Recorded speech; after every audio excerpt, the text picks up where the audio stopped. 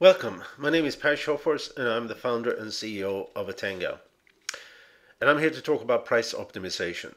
With optimized prices and the process necessary for price optimization, companies can fight commoditization, downward pricing pressure, and increase both sales and profits.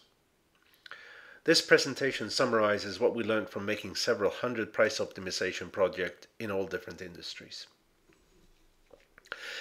I will use a number of case studies in this presentation, and it is possible but unlikely that they will be in your exact industry. So please therefore think, how should this apply to me? What can I learn? What is important in my circumstance? In the first two parts, I spoke about the reasons for commoditization and loss of pricing power. In the third part, about how a deep dive into value perception and decision landscape of the marketplace provide the information companies need to remedy commoditization and regain pricing power. In the fourth part, we talked about the psychology of pricing.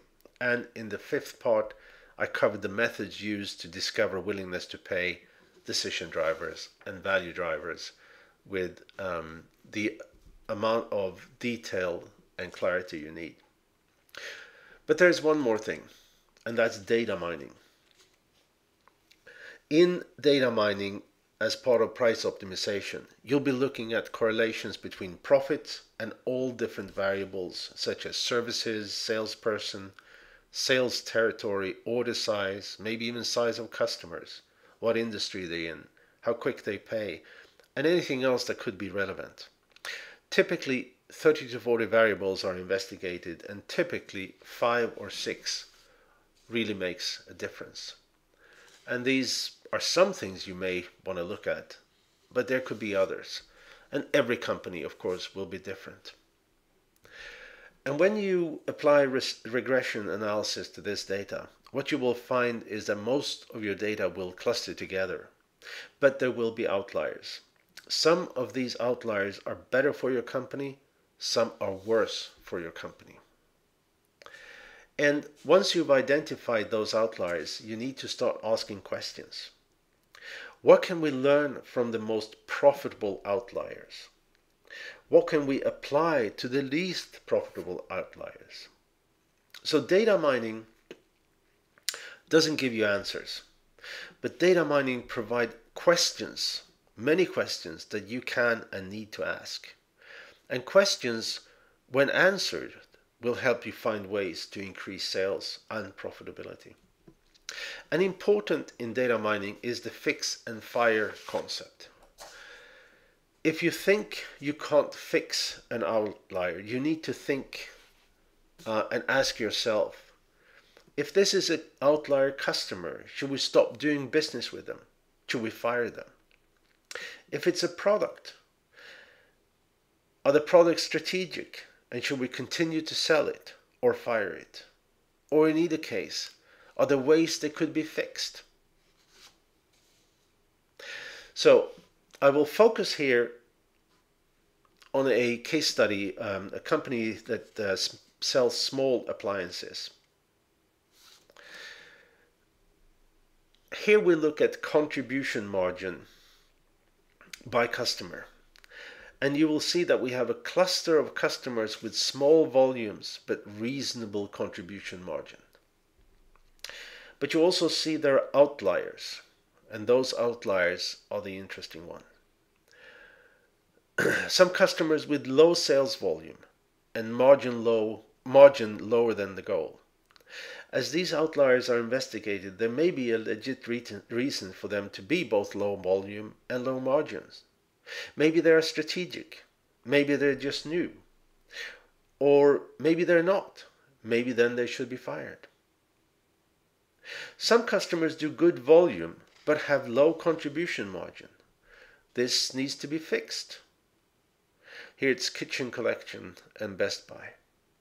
The company needs to find out why the margin is low, and in this case it was found that the customers were primarily buying low margin product. And it was also found that the salesperson were not successful in convincing the customers to changing the product mix. With a new salesperson in place and a program in place to change the product mix was developed. And margins and sales volume increased as follows.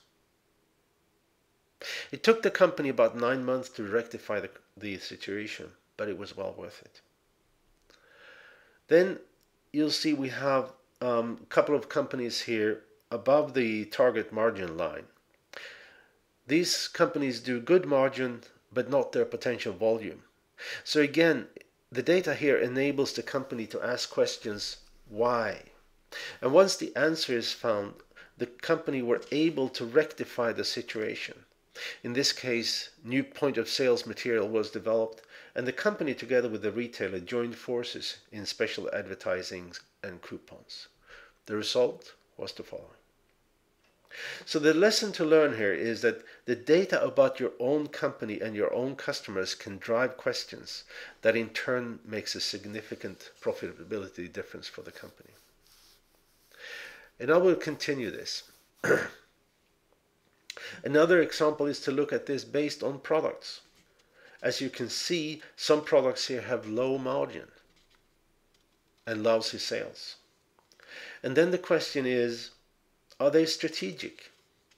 Do they drive sales of other product? Do we need to have them in our line for completeness sake? Or if not, do you want to fire them? Then there's some product with low margin but okay sales. The question then is, how can we put specific plans in place to increase sales volume? Like this. And in this chart, you see the vast difference in revenue and contribution margin between different manufacturers' reps. Some reps generate a much lower revenues than others. The issue again becomes to find out why. Do they really care about your company? Do they have other lines they push? Do they need more training? And so forth. The action that comes from this shot is to make a plan for each rep on how to increase margin or revenue or both. And you'll see the same for salespersons. Okay? Why is Mary here selling at such a low margin? Can it be fixed with training or coaching? Is she new to the company and this can be expected?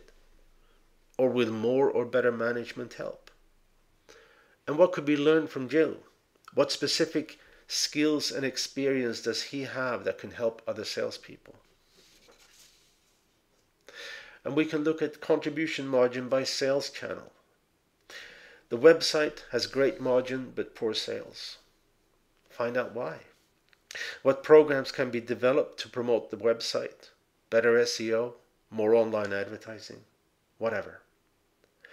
International sales are both low margin and low in revenue. Questions then to ask may be, is there a market for the product internationally? Is the international market just developing? Is there more competition? Are there better channels? Should they be dropped? Can it be fixed? And sales in online stores are good, but margin is low. Can sales renegotiate prices? Can the product mix be changed to higher margin products, etc.? Then I want to look at discounts for products. You need to investigate the ones with the highest discounts and make sure it's justified. Figure out plans to reduce discounting. Maybe these products are sold by certain reps or certain people. Maybe they're sold through certain channels. Maybe these are simply priced too high, or maybe these are lost leaders. Questions to ask, answers to get. And by territory, you may want to evaluate why Mississippi is so low. Is it the salesperson or the sales rep? Is it a new territory? Is competition more severe? Do a cost-benefit analysis to discover if you should stop doing business there or not. And West Virginia, why so sales are low and margins so high? Do they sell only select product, or is it the sales channel? And what can you learn from Ohio, Pennsylvania, and Illinois? And how can you apply that to Massachusetts? So in this case, the company, like every other, had limited resources. They evaluated where they would get the most bang for the bucks and where they thought changes were most easier to implement. So they decided to focus on a few customers and a few products, skipping for the moment salespeople, sales reps, and sales channel. The plan that came out from this data included a better process and control for discounts. They developed detailed plans to increase margins, and they trained salespeople and reps to defend prices and sell value. And the focus enabled them to execute well. Contribution margin on fixed items increased from 3.6 million to 5.3, and overall profits went up from 2.9 to 4.6 million, again on these fixed items. But this is a wrap of this 6-part series. So let me summarize what we learned. We learned that there is no silver bullet. Price optimization is process and execution. We learned that companies who focus on price optimization are twice as profitable and they grow twice the rate of peer companies. And as managers, our role is to fight commoditization and not give up. There are always ways to differentiate your business and earn higher prices. And you cannot trust what you hear from customers. It will not be completely wrong, but it will not be completely right either. And because we're all humans, we react to prices in predictable, measurable ways. This needs to be measured and it needs to be leveraged. And the solution to gain a better, detailed, and more true understanding of the marketplace is price-specific, anonymously conducted third-party research. And finally, data mining discovers where your profit leaks out. So, what will you do?